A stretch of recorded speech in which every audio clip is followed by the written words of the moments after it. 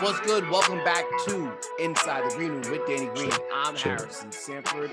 And congratulations to the LSU Lady Tigers and the men's basketball team from UConn as they have earned their one shining moment, cutting down the nets, men's and women's NCAA champions. And I want to discuss that before we get into Danny's prediction for how the Western Conference is going to play out. It's absolutely madness in the Wild Wild West, and we have the final week of the NBA season to kind of see how it all shakes out. But let's go to what happened on Monday night. UConn getting a win as a 7.5-point favorite. The last team to play in an NCAA tournament final and be a 7.5 or more point favorite is actually Danny's 2009 UNC Carolina Tar Heels.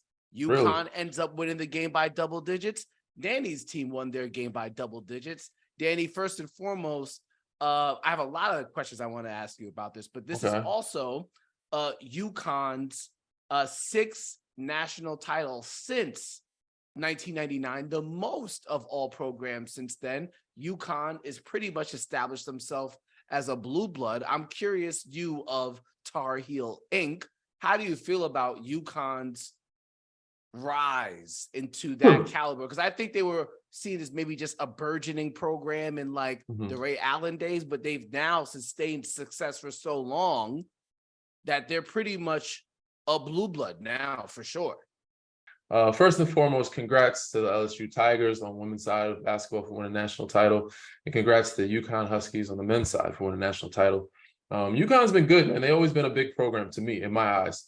I think there was a time where things have changed with the top D1 programs. Now the NIL situation is coming. Guys have gone to the league from smaller schools. You see Damian Lillard, CJ McCollum, those type of guys be able to make it as a big fish in a small pond type situation. So a lot of top recruits don't need to go to the Carolinas, the Dukes, the Syracuse, the UConns, the UCLAs, as you will. And big shout out to the teams that made it. San Diego State was a 5 seed, which I did not know. UConn was a 4 seed. But said I think it would have been more fun to see some of the higher seeds throughout the tournament, put up more of a fight. And said, give credit to UConn. They steamrolled, they said, through the tournament over most teams. It wasn't just the national title game. I think they won by 15 plus this game, and SDSU made it a fight. They came back, cut it to within 5 at one point.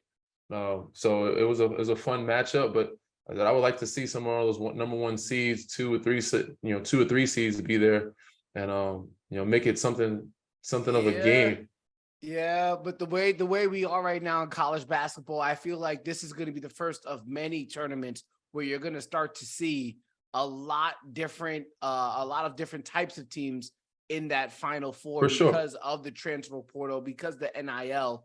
It's really going to even the playing field. I think we talked about this not too long ago, like, why recruit a freshman from a big time school when I can get a guy who's the 8th man at Kansas and he can come over to my school and he'd be a starter and his body's developed. He's played college basketball games before, and all of a sudden we get to the tournament and he has a lot more confidence in this game or a lot more ability than maybe some highly tutored freshman that some big time program gets off the rip. It's going to be a very interesting time in college basketball. I agree, man. I think the women are going to be a lot different. For sure, I agree, and that takes me back to the point of that it's a different time. It's a little weirder when it comes to the talent not being at the bigger schools. You're not having the top recruits not having to go to Carolina or Duke to make it to the NBA, and some of these kids are in no rush to leave now, leave school. They're getting a lot of money staying at school, going back to school. Some make decisions to go back because they're living their good life, no bills, and they're still getting paid pretty good NIL deals. But you're going to see us at a lot more or different schools. I said, it's just surprising to me the way they won, UConn won, and the fact that they sustained it with the Big East breaking up, with all these teams and changes and going different conferences, and with some of the recruits not going to these top schools or not having to go to these top schools. They're still sustaining that. Just let you know their program is a pretty good program. Their coaching, who's taken over for Calhoun, has done a really good job of recruiting and building those kids up. So, congrats to them. I'm not shocked by it. I think most people in the country, especially during our era and our generation, looked at UConn as one of the bigger schools to always be one of the, in the final, like a Final Four contender, always be one of the top talented teams, one of the top teams that was well coached and a good program to where they could always be in your Sweet 16 or Final Four. Yeah, and so obviously coach there by Coach Hurley, and Danny, I'm pretty sure is very familiar with the Hurley family, Yes. having played in the New York metropolitan area. So congratulations to them. But I think what was I'll just keep it real with you, Danny. I had a lot. If I exclude the sports wagering, if I just think about it from a pure Before we get enjoyment. to that point, I have a question for you, because you're moving Okay. on to the betting, you're moving on to the wagering. I want to talk about the women's side, and everybody has sound. That's what I was gonna get. Okay. Can a man get his thoughts out? Go ahead, man. Do your thing. I was wanting to hear your opinion. You about to ask me the question. I'll get a chance to ask you many questions. So go ahead. You ask the question. All good. I was gonna say, outside of like my natural inclination to watch the men's game and all the interest when it comes to wagering in the men's game, I think from my standpoint, maybe a lot of people's standpoint, the most enjoyable games were actually in the women's tournament. The women's side, yeah. Where you had Ohio State take out UConn. You had Caitlin Clark put on show after show after show in the tournament, 40-point triple doubles, 40-point games. She takes out South Carolina. They in Iowa take out South Carolina. And so now you're like, they're gonna win the whole thing. Oh, excuse me, here comes LSU with Angel Reese and company taking down Iowa, and now they're trash talking. Danny, I think everything that we saw in the women's game was very, very much entertaining, and I think it speaks volumes to where the women's game is right now and where it's going to be going. 100%. And I seen it even before the national title game. There was some chirping, some trash talking, even in handshake lines toward the end of certain games. You see some of the women, they're bringing some competitive nature, and that's what a lot of the fans love to see. But big shout out to them. LSU, they did an amazing job. And Iowa, they did an amazing job for making it. Caitlin Clark, she had hell of a run, an unbelievable run. And some of the shots that she was taking and pulling up from, it very much reminded me of Steph Curry, Jimmer Fredette-ish type situations, the way she was putting it up and making it efficiently. So yeah, I know there was a little trash talk when people got on Angel Reese about it and how she handled it. Some people thought it was classless, that and other. Come on, man. A lot of people were doing it. It is what it is. It's part of sport. They won. She has the right to talk a little bit of trash. Who knows what was said during the game or before the game from the other team? Either way, they have every right to be where they were and to how they wanted to celebrate. And whether it's trash talking a little bit, but also being together. They've earned that right. They've had hell of a season. She's been through some ups and downs herself as an individual. And, now she's at the top of the world where everybody's talking about her, and all the young, black queens out there want to be her. So I'm happy for her. I'm happy for the program. And to just watching the show that most of the girls, not just obviously Dawn Staley's my girl. I was hoping for them to pull through, but watching all the girls throughout the tournament put on a show, especially Caitlin Clark, was a real pleasure to watch as a basketball fan. Yeah, for sure. I felt like they definitely grew the women's game with everything that happened in the tournament. Actually, so you have 1.3 million Instagram followers. Angel Reese, who still has to go back to LSU, not eligible for the WNBA yet. Has to go just back. Today, she still has to go back. Okay. Yeah, she just got to 1 million Instagram followers. And it took you what? Over 10? It took me 10 years, longer than that. Yeah. I didn't get it till I got to LA. So I got 1 million followers when I got to LA, and that was year 11, 12, maybe. Yeah, it took a little while, man. But she's a star, man. Social media is a big thing. NIL, especially women's basketball. Angel she has charisma. She's very charismatic. She has great energy. She's very confident in herself, and I love what she's doing for the game of basketball and for the young black women out there. You know what I'm saying? Not only it's an interesting thing because a lot of people see women on the sports side, especially the basketball side, as so masculine. She's still putting up buckets, but doing it in a very feminine way and showing it. She likes to wear her lashes and do little TikTok dances. It's funny to watch, but she's putting on, man. She's putting on for women, and it's great to see because I have a little sister. We all have family. We have women in our lives that love sports too. And some of them think like, oh, I don't want to be like that person because it looks too masculine. I think she's changing that trend a little bit and allowing people to see like you can still be, and there's still other ones too. You can still be very feminine and play the sport of basketball on the women's side.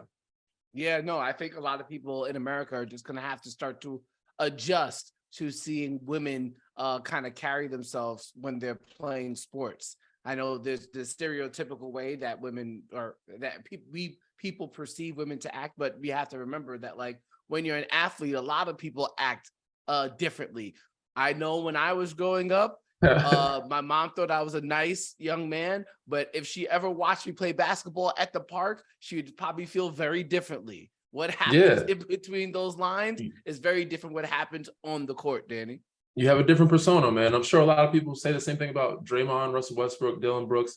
I've been teammates with Dylan, so I know he's not, the way he is on the court is very different off the court. He's a passionate dude, but it's how he shows his emotions, is how he plays. And off the court, good guy, nice guy, talk to you, but on the court, it's a different type of animal. It's a different type of, that competitive nature will bring something out of you, that will turn you into, maybe a monster, but some people like to call it, for women, they turn into they have their Beyonce, the Sasha Fierce personality. For some of the guys, man, they just, we ain't no friends, we're on the court. We'll be friends before and after, but when that ball tips up, we're gonna be, dogs. Some of them are gonna turn into animals, monsters, dogs, whatever, talking trash. And you're gonna be wondering, damn, should I remember one time Tobias was like, damn, should we invite Pat to the wedding? The way he's talking to me, the way he's trash talking. Patrick Beverly, another one. Yeah. Him and Pat, I think, were teammates at one point. And, we're playing him in Philly. Pat's talking crazy. And he's like, yo, what the hell? Pat's a good dude, but the way he's talking out there, man, I don't know if I'll invite him to the wedding. You just, what I'm saying? Some guys, that just brings that out of you. You just never know how that's going to be. So it's interesting. It is funny, but it's a part of sport that everybody loves to see. And as fans, we love to watch. Hold on. So Tobias's wedding was last summer. Was Pat Bev there? He was not there, but I don't know if he was invited. I'm sure he might have been invited. I don't know. It was in New York. I was there. But yeah. But he didn't pull up. So he might have not got invited. I don't know. I didn't ask T. I just know that he made a joke about it. It was funny. I said, because I've never been teammates with Pat before. He just like, yeah, he's a great dude, man. But the way he was talking greasy out there, I don't know, man. He might not get an invite to the wedding. So he might have, he might not have. Hey, either way, man, it's funny. Yeah, but that's part of his game. You know what I'm saying? That's how he is. How he operates on the court. Yeah. But it's also speaking of the women's game in general, and I think Danny, I know the new CBA just went through, and obviously there wasn't too many changes towards the age limit. But I gotta be real with you, bro. I think the women are at an advantage with this restriction in terms of when you can enter the the professional league. Now, yes, I understand you don't want to stop kids from getting money as soon as possible. So the NBA has their one, basically the one and done type of rule. But Caitlin Clark, Angel Reese, a number of popular, very popular women's college basketball players can't even go to the WNBA until I believe a certain age or their junior year is done. I think it's a combination of the two, but essentially there's no one and done in women's college basketball. You got to stay for a bit. But what we're seeing here is that the WNBA is actually creating stars before they actually get to the WNBA. For example, Caitlin Clark is going to be a household name by the time she gets to the WNBA. Angel Reese is definitely going to be a household name. Aaliyah Boston from South Carolina, she's going to end up she's going to the draft because she's eligible. I'm trying to think of, Paige Buchers, who's at UConn now, who was hurt this year. Like, you just think about all of these girls and how much attention that the game got. I mean, ESPN set records in terms of viewership for this NCAA tournament with the women's side. I'm thinking, well, I know they're not getting to the chicken, Sabrina, like as soon as possible. However, they're gonna make this NIL money in college basketball, and by the time they get to the WNBA, they're gonna be even more popular because they're putting on shows in these games. And me personally, I'm getting to know Caitlin Clark's story more than I would know Grady Dick's story, who's a one and done from Kansas, or Anthony Black, who's going to be a one and done probably from Arkansas. I don't know anything about these guys. I'm going to be cheering against Caitlin Clark from now because she's built up so much familiarity with me with this rule conversely how it is for the men's college basketball side. What are your thoughts? I agree, but in the same sense that it's a gift and a curse with NIL on the men's side as well. Guys aren't leaving school anymore unless they're for sure first round picks. So you're still building stars in college on the men's side too, because a lot of guys that have played well in the tournament or are big names at their school, if they're not projected lottery or first round, or if they're not seniors or older juniors, they're in no rush to leave school. Now you get social media, you're still getting to learn a lot of it. Now, if you change the age for the back to 18 for out of high schoolers, a lot of these kids are phenoms before they even get to college. You know, the Bronnies, the Mikey Williams, these guys have followings from the sneaker deals with Nike, Puma, and also the tournaments, and they've been playing since they were 8th, 9th grade. They've been stars. Because they have that following, they get a chance to present it or get to G League faster or NBA faster, and they're already stars at that point. But if you have to go to college and you build your stardom there and you're not a first round pick, why would you leave? I had this conversation the other day with one of my teammates, Isaiah Mobley, Evan's brother. You know, he was like, you know, I got offered to come back to school. He's like, if you don't got this to, you know, for me to stay in school, or if they do have this in me to stay, it makes no sense for me to go to the league. But it makes no sense for me to stay here if you don't have at least this, because I know I can at least get a two-way deal type situation. So there is a bargain with that. And I think a lot of guys that are not first round picks are more likely, you know, Mondo Baycock, he went back to school. You know, he's leading rebounder at Carolina right now. He's done more than enough years and put enough work to show what he's capable of as a big man. But why would I leave when I'm getting paid this here? I'm the king here. And I know if I enter, I might be a second round pick, or I might get a 2A, which is probably the same, if not less than what I might be getting at school. Yeah, no, for sure. I just think, yeah, you'll see more guys stick around in college, but I just think it's interesting here where if you are a first round pick, though, you're going to the NBA. But being a first round pick in the NBA does not give you as much social capital as a college basketball star who eventually is also going to be a star as a pro. Like Caitlin Clark, if the WNBA had a draft, she'd be a top 3 pick, I would assume. But she's going to stick around in college, kill it, get more love, get more even bigger following, and then she'll go to the WNBA, and she's going to be on the top of the marquee. There's going to be a lot of guys. There's a lot of guys in college basketball, men's college basketball, who are never going to be a star there, and might never be a star in the NBA either, because they never got a chance to build a following, never got a chance to build people rooting for you or rooting against you. Agreed. But at the same time, said there's advantage and disadvantage for all of them. I think the women get to the chicken faster though, so you know. I think it's more advantage for them because the W hasn't made that jump yet. I think they are going to get a little bit more of a push in terms of salary wise, but you know, the salary difference from men's college to NBA is a bigger difference when you're going first round of lottery. Women, I said, they do have the advantage, but they also have to wait for their money. If they were to, once the money goes up for them, they're gonna have to wait a little longer, but they're probably gonna make a good amount of money in college, which is similar to build their stardom. But yeah, I'm looking forward to seeing a lot of these young females, these young women grow and continue to change women's basketball on that level. Because, you know, I have younger sisters, we all have friends, cousins, or mothers, or whoever you want to that played the game or plays the game, loves the game, and you know, represents the game and wants to support it as much as possible. And the more that this grows, the more the support they'll get from it. Yeah, no, the WNBA, sorry, the women's college basketball tournament definitely creates some great momentum for the women's game, and I think it's going to carry on through the summer here, Danny. I'm very interested to see from a TV rating standpoint if the WNBA can do similar numbers, if not better numbers, than what the women's college basketball tournament did for ESPN this past month or so, because you are entering now the superstar era of the WNBA. You have the Las Vegas Aces, who now Tom Brady owns a part of.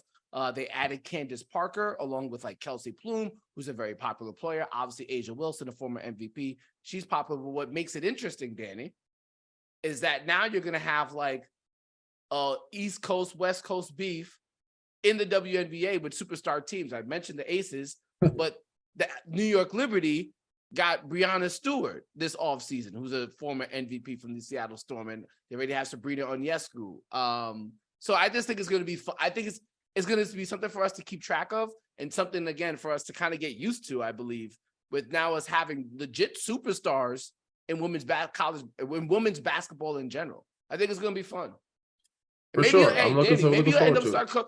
I know you don't want to coach the men, but by the time you hang it up, you might feel inclined to coach a women's team instead. Maybe, man. Maybe, you never know. So the egos over there are not as hard to deal with than on this side. I just know, dealing with myself and dealing with some of my other teammates, to be in a locker room, and I've been blessed to have some good locker rooms and some good players to play for, like this Cleveland Cavaliers team, a great group of guys. Not all of them that way. And it is a lot to deal with as a coach, as a head coach, to try to, manage egos, and especially at this level. So maybe the women's side, you never know. Never know. All right. Okay. So let's talk about the pros, and because we're on the last week of the NBA season. Quick points, real quick. Danny, I don't know. I thought the Mavericks were cooked when they made the Kyrie Irving trade. I still believe they're cooked. It looks like they're cooked, and it looks like they'll miss the play-in, which is a damn shame. One, for them, because you traded for Kyrie Irving and he could be a free agent this offseason. And also, two, for people who like me are rooting for the Knicks, because the Knicks actually own the Mavericks draft pick, but it's top 10 protected. So Knicks fans, they want the Mavericks to make the play-in so they can get the 11th. So they get the 11th pick in the draft. But if they miss the play-in, they're going to be in the top 10 more than likely, and that pick will then still be owned by the Dallas Mavericks. It's part of the Porzingis trade from way back. But man, it's but in general though, talk about the Mavericks before we get to our teams most likely to win the West power rankings. It's nuts where the Mavericks are from it. Like, I'm sure you're watching it now and you're like, this, it doesn't feel real. It's hard to look at it. It's hard to see it. It's hard to believe it. Watching them just look like a shell of themselves from last year. Even from the start of the season, they don't look the same. They've had a road trip. It's been a rough road trip for them. And there's rumors or talks of that they might be shutting down Luka and Kyrie just to try to get the better pick, which might crazy. be a route for them, which is kind of crazy. That's probably the best route that's probably the best thing for them to do, which is, it's just wild. Can't fathom that. With the talent they have there and the group that they've had and the way they started off and where they were last year, they were, top 5, top 4 team, and they were one of the contenders last year. For them to be in a play-in or not even be in a play-in this year, a year later, when you made moves to try to be even better, and you possibly could lose your star on Kyrie Irving this summer, it's just a hard pill to swallow, I'm sure, if you're over there. But yeah, so there's only about 3 or 4 games left for most teams, maybe 5. And we will see where they land or what they decide to do. It's not looking good. It's not looking good for a lot of teams. In the West, it's very stacked up still. Good news for Golden State. Wiggins is coming back to attend the game. I don't know if they'll play. But they have 2 of the last 3 games on the road, and they haven't been very good on the road. So they're also fighting for a play-in, but they're still a contender. And if you're looking at the West, when you look at top 5, they are in my top 5, but they're not number 1 to win the West for me. All right. Yeah, let's get to it. Let's go from the bottom up. Up. All right. Okay. The number 5 team for me, most likely to win the Western Conference, is the Los Angeles Lakers. My case for the Los Angeles Lakers, they have been spectacular defensively ever since they've made this trade made the trade for D'Angelo Russell and Malik Beasley and Jared Vanderbilt. And ever since they've made the trade, they've been literally number 1 in defensive rating over the past 20 games. Obviously, we already know what LeBron can do in a playoff game. We already know what AD can do. Austin Reeves has helped them in terms of covering up for, in scoring in certain parts of the game. D'Angelo Russell, I think, is very talented. Might not always have the best decision making, but very talented guard. They seem like I know they're not the 5th best team in terms of record in the West, but I have them as my number 5 team. Again, the defense. If you give me really good defense with LeBron and AD, I think you have a chance in any series. I'm worried about their health. Can they stay healthy for 3 rounds? But all that being said, I still think I'd have them in my number 5 spot. What's your number 5 team? I agree. Number 5, even though it's not good, but it's not bad for where they're at. For them to be the 5th choice of winning the West, I would agree. The way that they've been hooping, they stay healthy. The way AD has been hooping, and LeBron is slowly getting back to himself normally. You saw the other pieces doing well. I still think the X factor for them are Malik Beasley and Vanderbilt.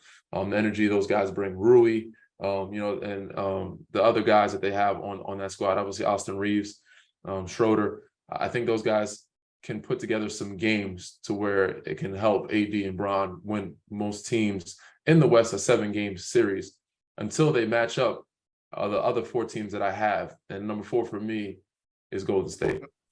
So hold on. That's a mistake, by the way. Wait, so who was your number 5? Lakers are your number 5 too? Lakers number 5, Golden State number 4.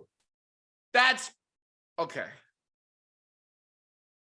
The Golden State Warriors won the whole thing last year, right? Dallas was in the playoffs last year. I think it's been said before. Dallas was in the playoffs last year. I think it's been said before they were that a contender last year. when they've had Wiggins, Clay, Steph, Dre, and Looney out there this season, when they've had that 5 out there, they still had the best net rating in the NBA, comparable to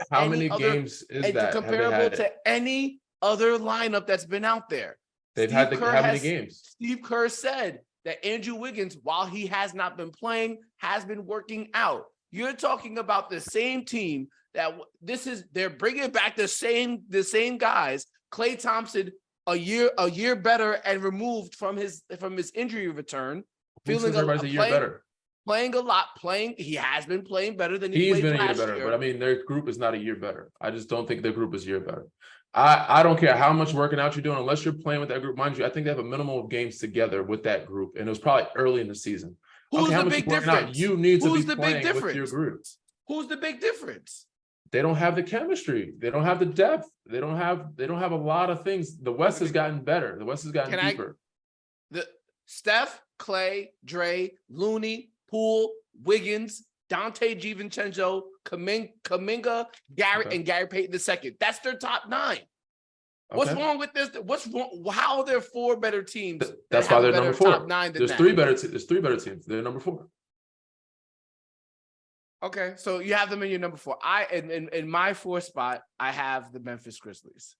I actually think Ja leaving has helped them a bit. Because Jaren has really stepped up. They've learned how to kind of use him as a primary scorer. And I know when you started the year there and we talked about them, you said he was going to be the big X factor. He still has a foul issue. I'm not 100% sure what's going to happen with Steven Adams. Brandon Clark injury is obviously a big deal, in my opinion. Luke Kennard has actually helped them from the 3-point shooting standpoint. I wonder how much he can play in a playoff series. That's to be determined because, how many people can you have out there that could potentially be attacked? I will have to figure that out. They obviously still it seems as if they're going to have to go through some type of growing pain again, just because they're young. But I think but I feel pretty confident they're my 4th most likely team to represent the West. This is tough, man. Are they in your top 5? They weren't, but I'm now considering. Oh, what are we doing here? How are they not there? Who do you have? Okay. The injuries. Brandon Clark and Steven Adams is out. I don't know if they're coming back.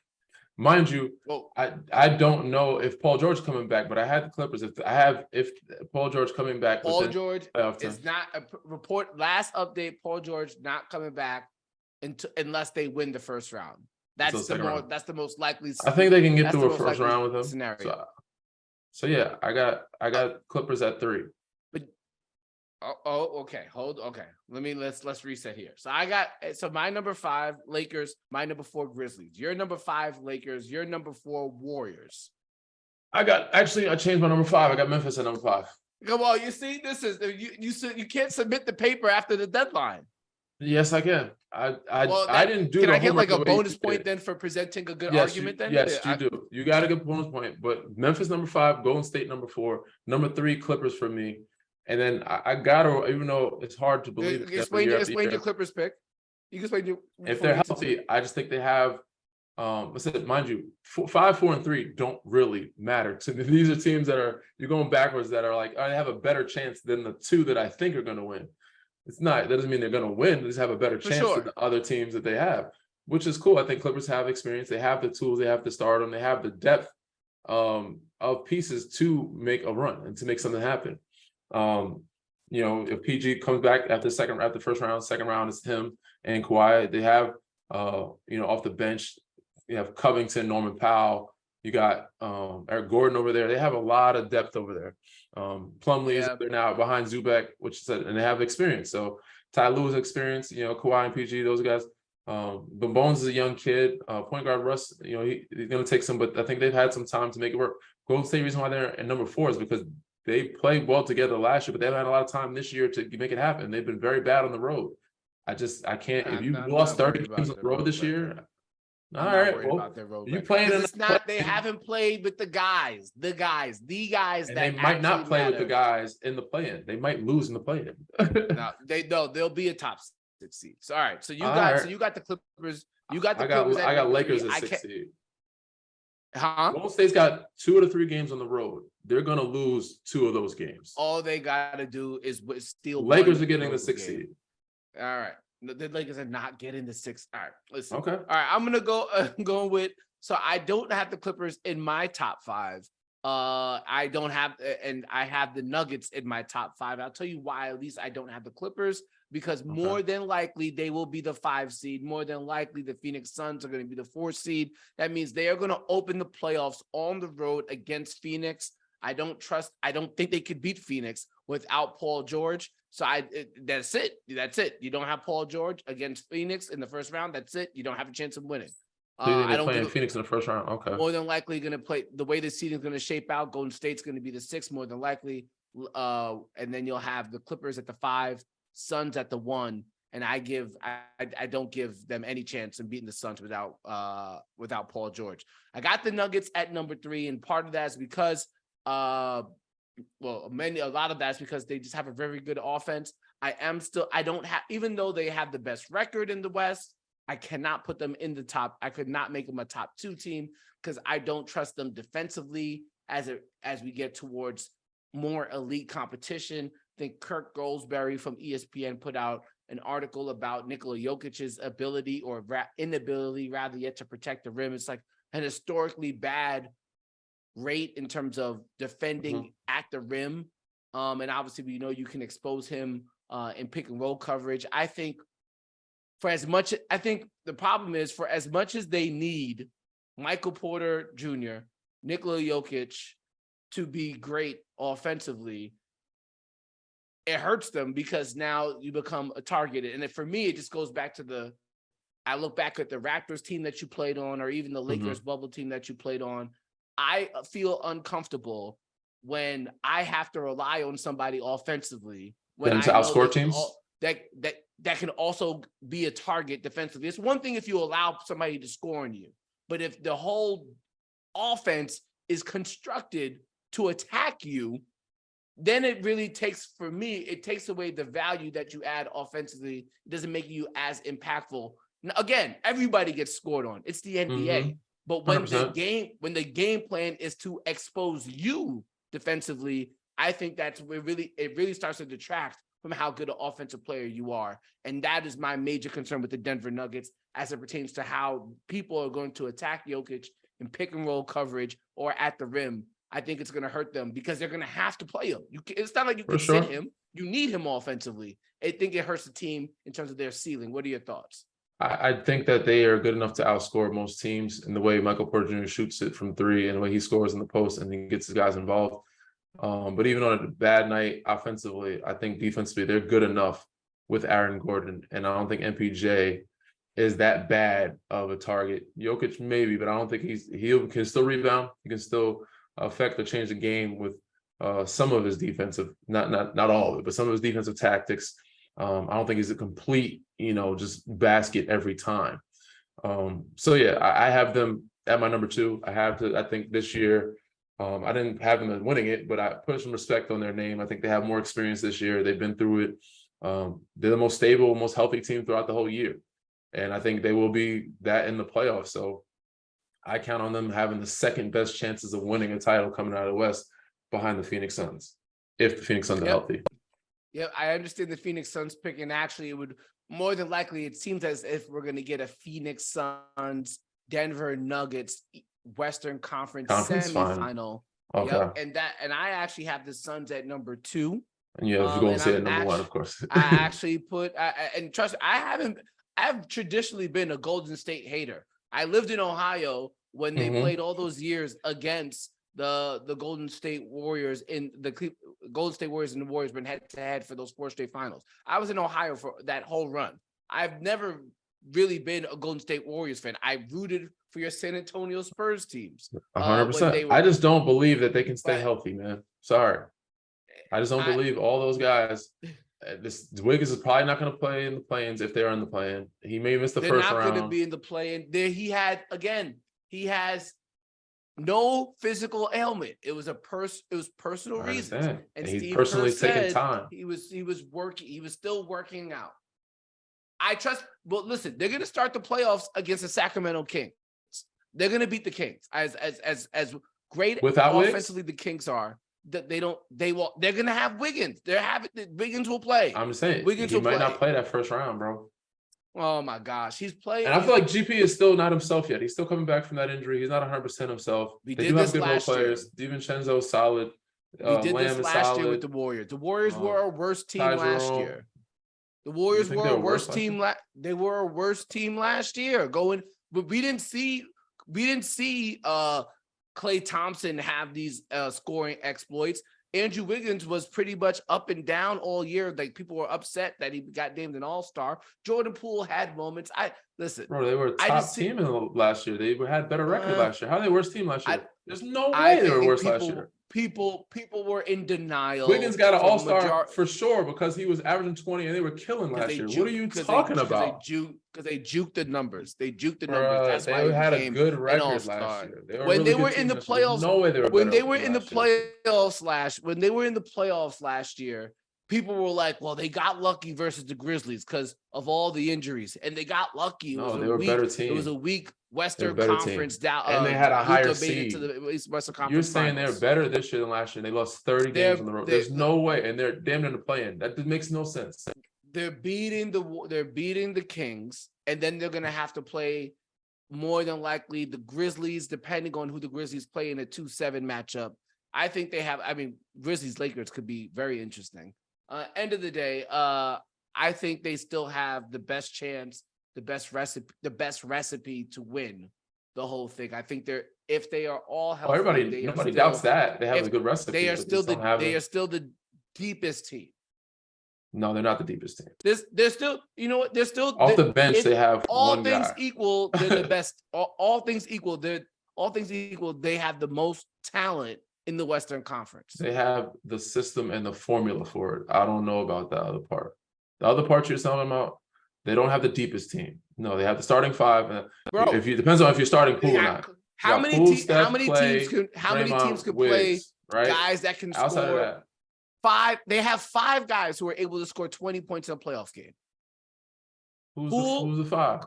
Poole, Wiggins, Klay, Steph. All right, sorry. Klay, Steph, Wiggs, and Poole. That's it. 4. All right, who's the fifth guy over there? So what team what team in the Western Conference has 4 guys capable of scoring 20 points in a playoff game? I mean, go through. Nobody. Denver. The Grizzlies don't. Denver. Yes, they do. The Grizzlies don't have 4. I said 4, not 3. 4. Okay. Grizzlies don't have 4. Yes, they do. That's capable, or that actually does. Who's the 4th? Who's the 4th? You talking about Dylan Ja Dez? Right? No, Dylan's not. No. Dylan's not a 20. He's not a 20-point guy.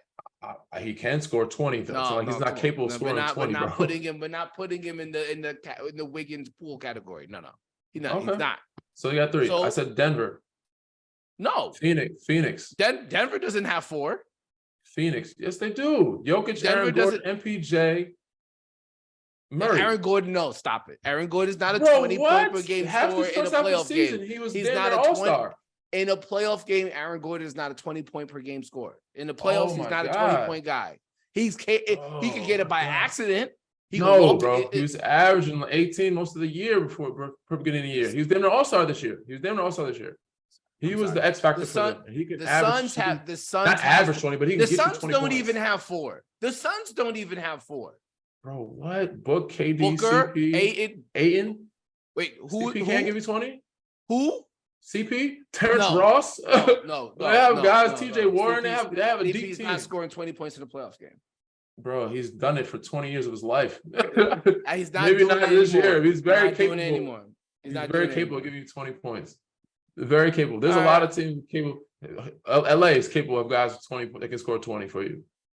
I've gone through too many years of trying to hate or deny on the Warriors. It depends on what your definition of scoring 20 is. I think the Bucks are, of course. I mean, I'm talking about you create 20 points off the. Now, when you say 30, that's a different level. You have 2 guys on most teams that can give you 30. Now, Golden State has more guys that can give you 30 on their team. They can give you 3. They have 3 guys that can for sure give you 30 most nights. Yes. I'll give you that. Yes. I'll give you that. Right. Now, 20, a lot of motherfuckers could score 20 in the playoffs. Excuse my language. a lot of people could give you fucking 20, bro. You talking about Austin Reeves can give you 20, Schroeder. You got Malik Beasley, like, you know what I'm saying? Like, they have pieces that can give you 20. 3 guys. 20 is not a lot for Aaron Gordon. You said 20 like it's a lot of points. Aaron Gordon. 3 guys that can give you 3 guys that can give you 30. The Warriors rank among they have 4 guys that can give you 30. They're very capable of giving you 30. 3.5. Let's say because Steph, Clay, Poole, and Wiggs are they all 4 of them can give you capable of giving you 30. 4 of them could go, and if Wiggins and you said 20 like that's Draymond playing defense.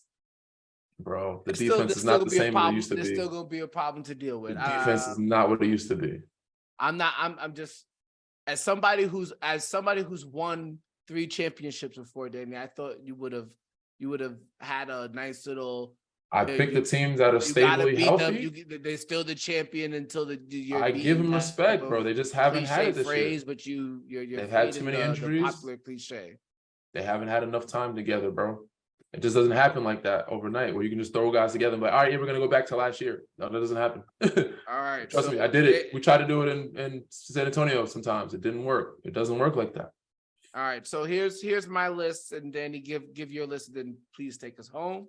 My 5 teams most likely to represent the Western Conference in the NBA Finals in reverse order: Lakers at number 5, Memphis Grizzlies at number 4, Denver Nuggets at number 3, Phoenix Suns at number 2, and my team most likely to go to the NBA Finals out of the West is still the Golden State Warriors, who are now getting Andrew Wiggins back. Danny, what's yours again? Number 5 was Memphis Grizzlies. Number 4 was the Golden State Warriors. Number 3 was the Clippers. And number 2 was the Denver Nuggets. Number 1 was the Phoenix Suns.